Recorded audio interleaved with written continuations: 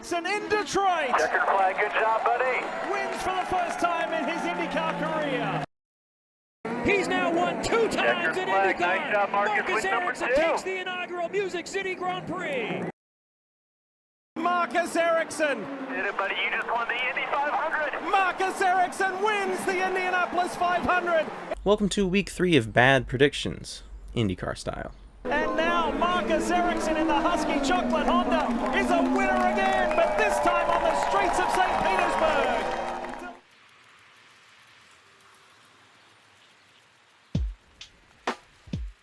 Okay, so if I would have made this before the first race of the season, I think it would have been easy to make my predictions.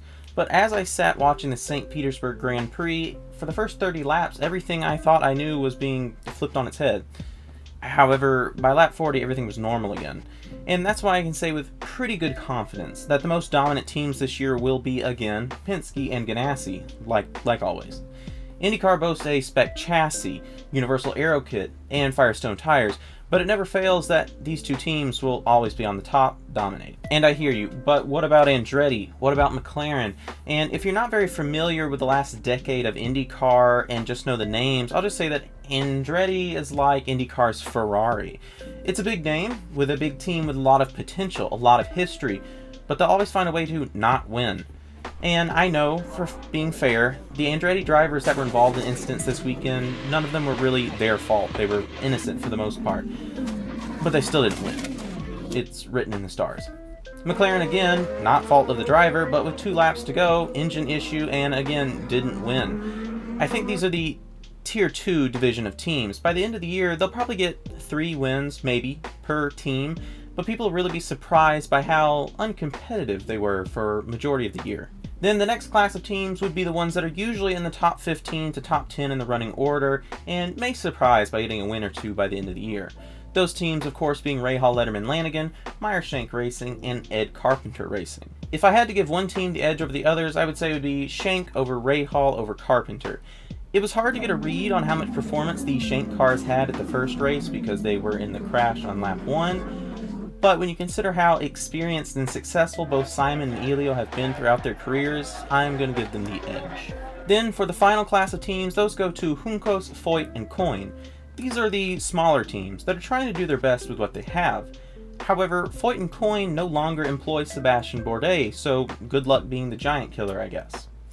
Same could be said for Takuma Sato, as he was the last winner for AJ Foyt's team back in 2013.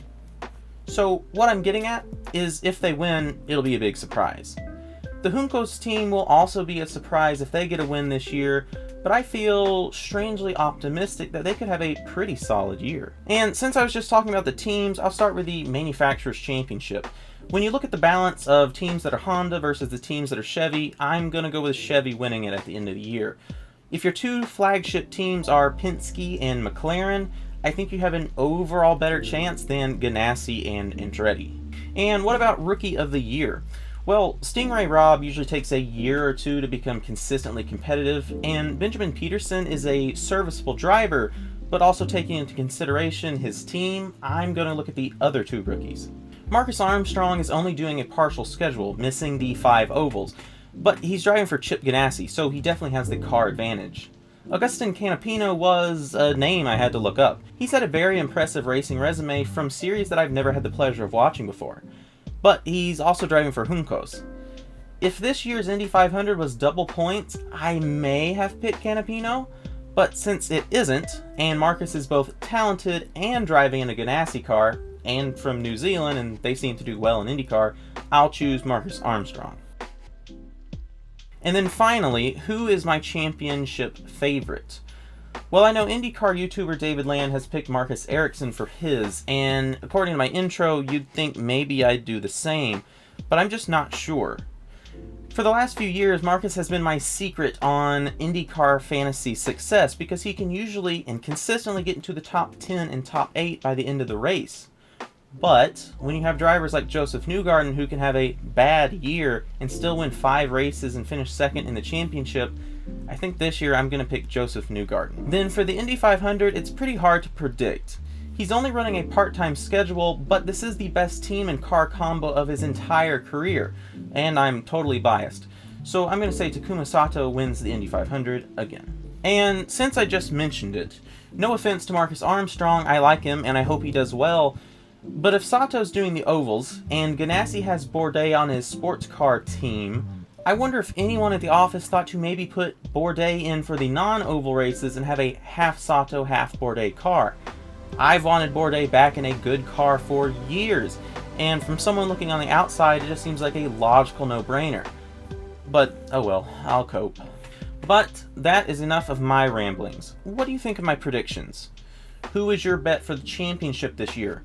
Will McLaren or Andretti make a step forward and be able to challenge the other two consistently all year? And do you think Romain Grosjean will finally get a win this year? And if so, where? My bet would probably be at Long Beach, considering his St. Pete performance paired with Andretti's recent history at the beach. I think he has a pretty good opportunity. But if you like this stuff, please consider subscribing. There is a normal driver background video coming soon. But until then, I'll see you next time on Driver Profiles.